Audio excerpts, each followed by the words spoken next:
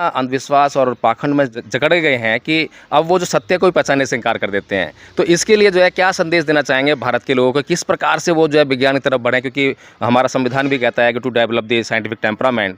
तो उसके लिए आप क्या संदेश देना चाहेंगे? आपकी ऑफिसर हैं, आपकी भी ड्यूटी है, आप भी समाज को कहीं ना कहीं जो है रेगुलेट करते हैं, नियंत्रित करते हैं, तो बहुत ज़रूरी है एक अच्छा और सभ्य समाज मिले ताकि आपकी ड्यूटी जो है वो आसान हो जाए। तो क्या संदेश देना चाहेंगे भारत के लोगों को? मैं तो भारत के लोगों को यही संदेश देना चाहूँगा कि जो भी आप करें एक्सपीरियंस लें और एक्सपीरियंस से सीखें, और जो सही लगे, जो उस वक्त के अनुसार सही हो। संसार में भगवान बुद्ध ही हैं जिन्होंने मानव को ये सिखाया है कि अहिंसा के मार्ग पर चलकर भी जीवन जिया जा सकता है। ये सही है बात? हाँ, ये तो बिल्कुल सही है। अहिंसा के मार्ग पर चलकर आपको जीवन दिया जा सकता है।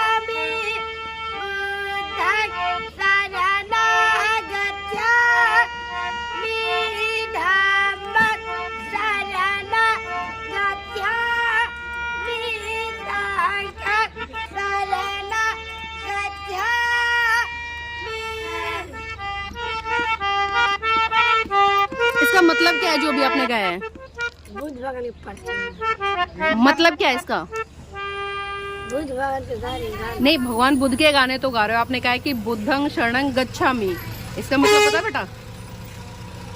हम लोग जैसे गाते तो मिलता है। ये किसने सिखाया आपको? मम्मी ने। मम्मी ने। अच्छा, और आगे आता है? इतना ही आता है? यही गाते हो सिर्फ? इसका मतलब नहीं पता ना? बुद्धं शरणं गच्छामि का मतलब नहीं पता ना आपको? बुद्ध भगवान की प्रार्थना है। नहीं, प्रार्थना तो है, इसका हिंदी में भी कुछ मतलब होता है ना। ये जो आप गा रहे हो कौन सी भाषा है पता है? श्रीलंका। श्रीलंका की है। भाषा कौन सी है ये पाली भाषा है बेटा। कोई आगे से पूछे ना, ये पाली भाषा है। और जो आपने बोला ना बुद्धं शरणं गच्छामि, मैं बुद्ध की शरण में जाती हूँ, इसका ये मतलब है। कोई आगे से पूछे ना, बता देना उसको। क्या बताओगे? मैं बुद्ध की शरण में जाती हूँ। बुद्धं शरणं गच्छामि, धम्मं शरणं गच्छामि मतलब मैं धम्म की शरण में जाती हूँ। संघं शरणं गच्छामि, मैं संघ की शरण में जाती हूँ। ठीक है ना? आगे से कोई पूछे तो ये बताना।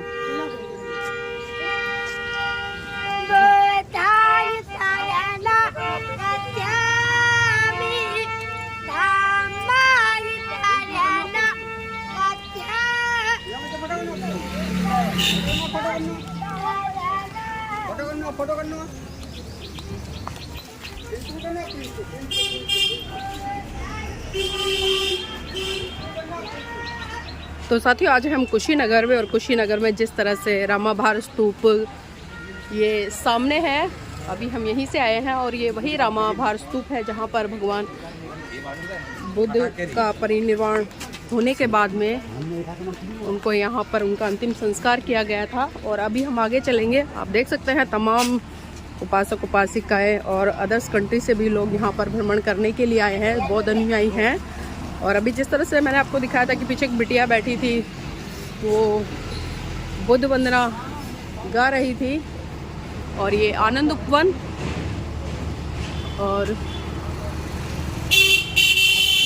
हम आगे बढ़ते हुए रोड की तरफ, और यहाँ पर तमाम दुकानें लगी हुई हैं, खाने के स्टॉल हैं और भी हैं। लेकिन साथियों, यहाँ पर एक बात मैं आपको बताऊँ, आपको जानकर आश्चर्य होगा। यहाँ लोग चाहे कोई भी है, चाहे वो ब्राह्मण है, क्षत्रिय है, वैश्य है, शूद्र है, या बौद्ध है, या कोई भी है, सब ने अपनी अपनी दुकानों पर भगवान बुद्ध की तस्वीर लगाई हुई है, क्योंकि उनको पता है कि यहाँ पर फॉरेनर आते हैं, और फॉरेनर आते हैं तो बुद्ध से बहुत ज़्यादा प्रभावित होते हैं। लेकिन जब विचारों की बात आती है तो विचारों में कहीं ना कहीं बहुत बड़ा घालमेल है, और भगवान बुद्ध के विचारों से उन लोगों को कोई लेना देना नहीं है। अगर कुशीनगर का महत्व है, या कुशीनगर को जाना जाता है पूरे विश्व में, तो महाकारुणिक तथागत बुद्ध के कारण ही जाना जाता है। एक छोटा सा टेम्पल है। दिखाना चाहूँगी थोड़ा सा आपको, और इसका विशेष कारण है दिखाने का। अब देखिए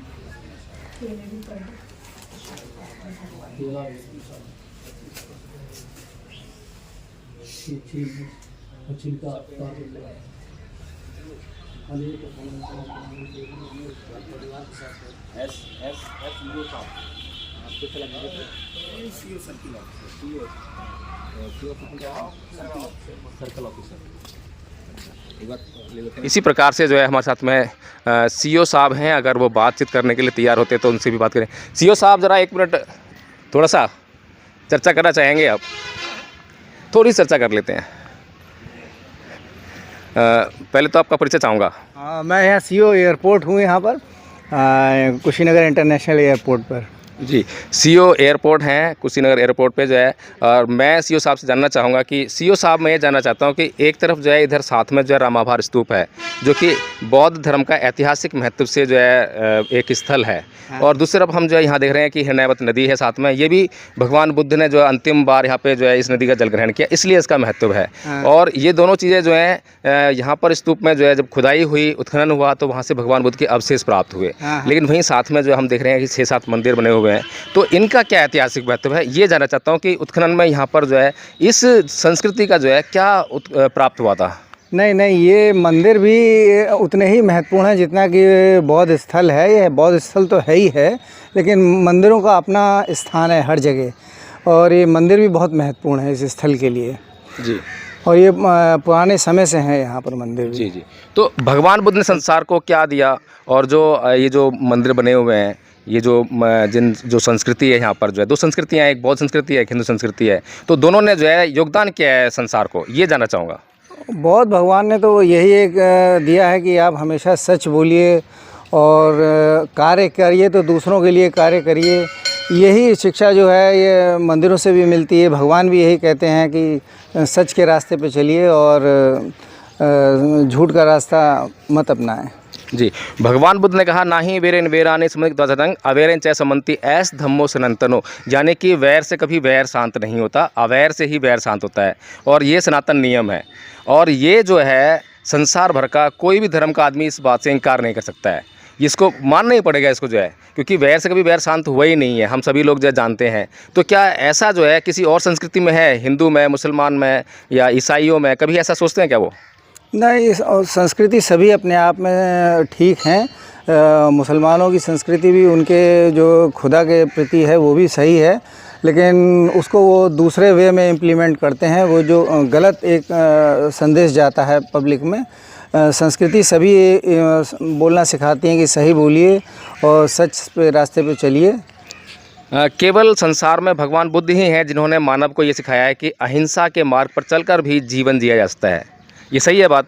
हाँ, ये तो बिल्कुल सही है। अहिंसा के मार्ग पर चलकर आपको जीवन दिया जा सकता है। तो सीईओ साहब, आपने इतिहास पे अच्छी तरह पढ़ा होगा, मैं जान रहा हूँ। इतिहास बताएंगे कि ईसाइयों का जो धर्म प्रचार हुआ, हिंदुओं का धर्म प्रचार हुआ, मुसलमानों का धर्म प्रचार हुआ, इसमें हिंसा के बल पे हुआ या अहिंसा के बल पे हुआ, और जो बौद्धों का जो धर्म प्रचार हुआ है वो किस मार्ग पर चल के हुआ है? नहीं, इनका प्रचार तो सही हुआ है, लेकिन इनका कुछ लोगों ने इनका गलत इस्तेमाल किया है। वो गलत इस्तेमाल नहीं करना चाहिए। धर्म तो सभी एक ही जगह जाना सिखाते हैं कि सच पे सच बोलिए, लेकिन इनका जो है कुछ लोगों ने इसका मिसयूज़ किया है, वो नहीं करना चाहिए। एक बात और पूछना चाहूँगा सीईओ साहब कि अंधविश्वास और विश्वास, अंधश्रद्धा और श्रद्धा, इनमें क्या फ़र्क होता है? देखिए, ये तो अपना अपना आस्था है, लेकिन अंधविश्वास तो साइंस बोलती है कि अंधविश्वास को, जैसे अंधविश्वास था कि चंद्रमा हमारे मामा हैं और हम जा नहीं सकते हैं, लेकिन अब चंद्रमा पे है, पहुंच गया है, भारत भी पहुंच गया है। तो धीरे धीरे जो साइंस जो है अंधविश्वास को तोड़ रही है। जी। तो एक तरफ भगवान बुद्ध कहते हैं कि किसी भी बात को इसलिए मत मानो कि मैं स्वयं कह रहा हूँ, कोई किताब में लिखी है, कोई धर्म ग्रंथ में लिखी है, कोई ईश्वर कह रहा है, कोई धर्मगुरु कह रहा है, कोई बहुत सारे लोग कह रहे हैं। उस बात को जो है आप पहले जांच कीजिए कि वो बात जो सही है या गलत है, या फिर जानकारों के जिन्होंने जान लिया कि हाँ सही है, तब उस बात को मानिए, ऐसा भगवान बुद्ध कहते हैं। लेकिन वहीं हम देख रहे हैं कि आज भारत में जो है अंधविश्वास और अंधश्रद्धा जो है पराकाष्ठा पर है, और वे लोग जो हैं इतना अंधविश्वास और पाखंड में जकड़ गए हैं कि अब वो जो सत्य को ही पहचानने से इनकार कर देते हैं। तो इसके लिए जो है क्या संदेश देना चाहेंगे भारत के लोगों को, किस प्रकार से वो जो है विज्ञान की तरफ बढ़ें, क्योंकि हमारा संविधान भी कहता है कि to develop the scientific temperament. तो उसके लिए आप क्या संदेश देना चाहेंगे? आप भी ऑफिसर हैं, आपकी भी ड्यूटी है, आप भी समाज को कहीं ना कहीं जो है रेगुलेट करते हैं, नियंत्रित करते हैं। तो बहुत ज़रूरी है एक अच्छा और सभ्य समाज मिले ताकि आपकी ड्यूटी जो है वो आसान हो जाए। जैसे कि अच्छे लोग होंगे वैसी ड्यूटी आपकी आसान होगी, अगर असभ्य लोग होंगे तो आपकी ड्यूटी बड़ी मुश्किल हो जाएगी। तो क्या संदेश देना चाहेंगे भारत के लोगों को? मैं तो भारत के लोगों को यही संदेश देना चाहूँगा कि जो भी आप करें एक्सपीरियंस लें और एक्सपीरियंस से सीखें, और जो सही लगे, जो उस वक्त के अनुसार सही हो, उसको करें। तो जो सही लगे उसे करें, जांच करें, और जांच में जो चीज़ सही पाई जाए।